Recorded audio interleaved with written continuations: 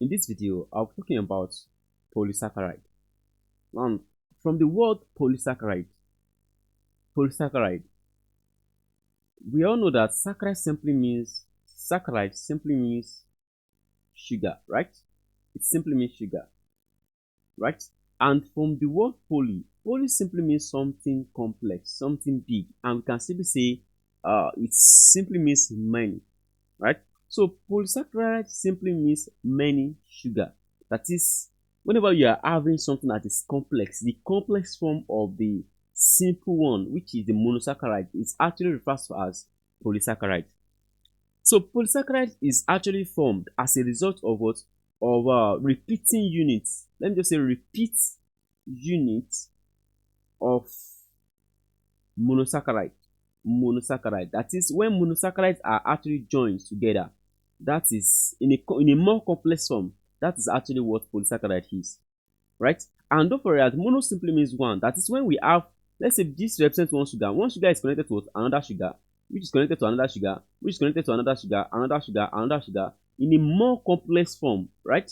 That is simply what polysaccharide is, right? So polysaccharide consists of repeating units of what? Of monosaccharide, or derivative of what? Of monosaccharide, or their derivatives, which are held together by what? Glycosidic bond. So in between the bond that joined one monosaccharide to the other, this bond is actually referred to as glycosidic what? The glycosidic bond, right? So in that scenario, we can simply say monosaccharides are actually complex form of what? Of polysaccharide, because they contain repeat unit of what? Of monosaccharide, and that's actually what it is. Now let's just simply move to more explanation. Like, let's move to more details here. So in that case, you can simply say polysaccharides are also referred to as glycans. Glycans, in which gly simply means glucose. Whenever you see the word gly, it simply represents glucose, but most importantly, you can simply call it carbohydrates. Now we have glycans. Glycans can be divided into two.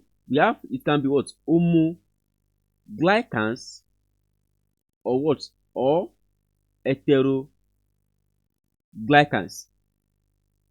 And don't forget, I said something earlier. I said polysaccharide contain repeat unit. It contains repeat unit of what? Of monosaccharide. Of monosaccharides, right? It contains repeat unit of what? Of monosaccharide. And in that scenario, or it can also contain as well the derivatives of what? Of monosaccharide as well, right? So in this case, based on these two facts, right? These two facts, we can actually have homoglycans and also what? Heteroglycans. Don't mind the word glycan. Don't forget that, as we said, polysaccharide actually refers to as glycans. So we can have homopolysaccharide or heteropolysaccharide.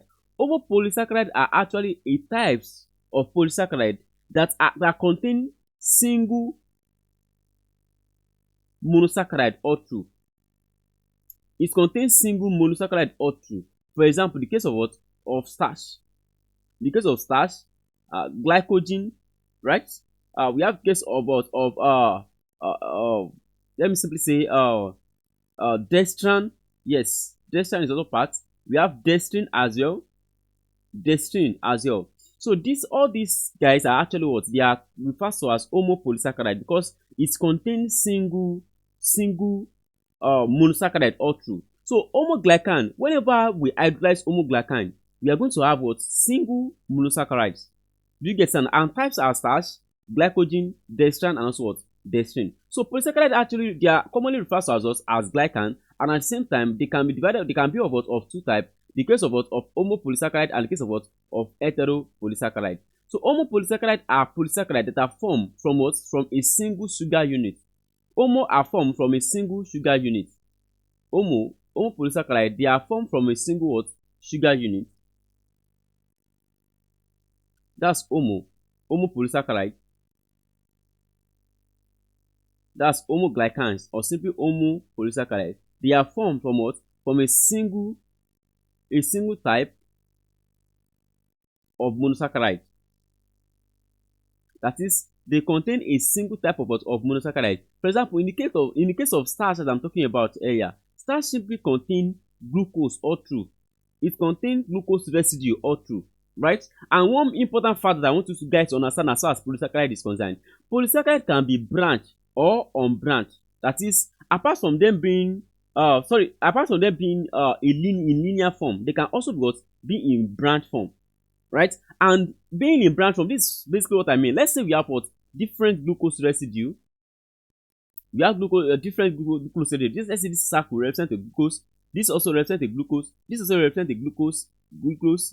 We have glucose here, which are connected together by what alpha 1 4 glycosidic bond, right? So in that case, we simply say this is the linear structure of what of polysaccharide, right? This is the linear structure because it is found in the straight chain form.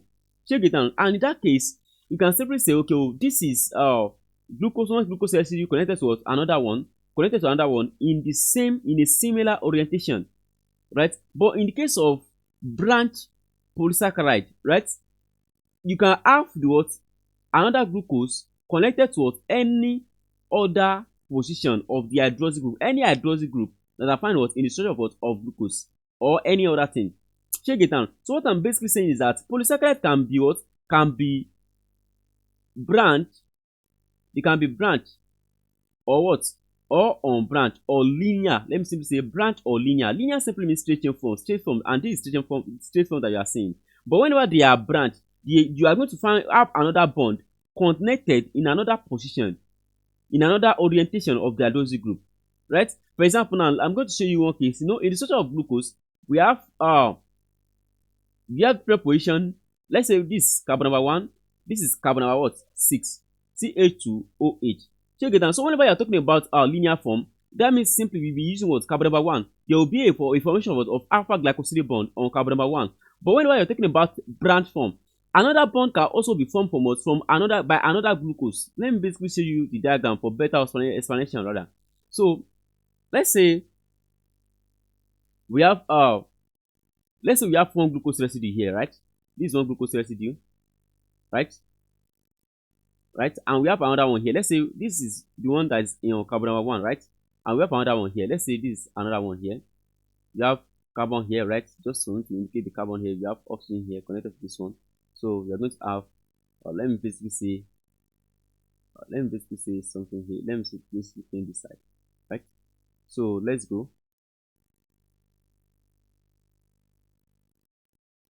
So in that case, let's say you have something like this. We have another one. We have another one like this, right? We have another one like this. Now look at this.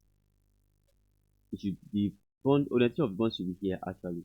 So let me redraw the structure of this. So let me redraw the structure in a better form. So here let's say we have a carbon here, right? This is a carbon. This is something. Let's say we have something like here like this. We have the carbon here, right? Let me see. Let me draw it like this, so that it's going to be more sensible. Now let's say we have another. Let me just say we have another glucose here, right? So this is another glucose, right? So I am having. Let's say we have another glucose here, right? This is another glucose residue. Now look at this. So in this case, I'm having a carbon here, right? So this carbon is connected to this carbon here, right? Then this guy carbon is connected to this guy here. This one, let me just simply say this one is connected to another one here. Let's say we have another glucose residue here. Another glucose residue here, right? So this another connection here. Look at it. This is another connection here, right? This is another connection here. So in that case, I'm having another carbon here, right? CH. Let me say another one is connected to this one here, right? It's connected to this one here, right? So now let's go ahead and look at this very well. This is actually a branch, and I'm going to show you the reason it is branch. The position of this one is what is 1. This is 2, right? This is 3, and this is what? This is 4, right? Now the position of this one is what is 1. The position of this one is what is 1. This one is 2. This one is what 3. This one is 4. And we have 5 here, then we have 6. Now, if you look at this, this is a bond that is formed here. A bond is formed here, right? Between position 1 and also what? Position 6. In that case, that type of bond is referred to as alpha 1 6. Here we have position 1 and here is what? Is position 4. This type of bond is what? Is what? Alpha 1 4. Can you see it down? So one thing about polysaccharides is that they can be branched or linear. Linear is when you are they are in their form, they are in their straight chain form. That is, you have different glucose connected to each other in a straight form.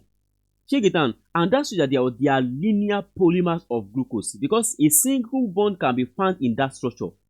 You get some, that is, a single bond is found in that structure, and that shows that that types of structure is composed of alpha 1 4 glycosidic bond, or you simply say any other type of bond depending on the orientation of the hydroxy group.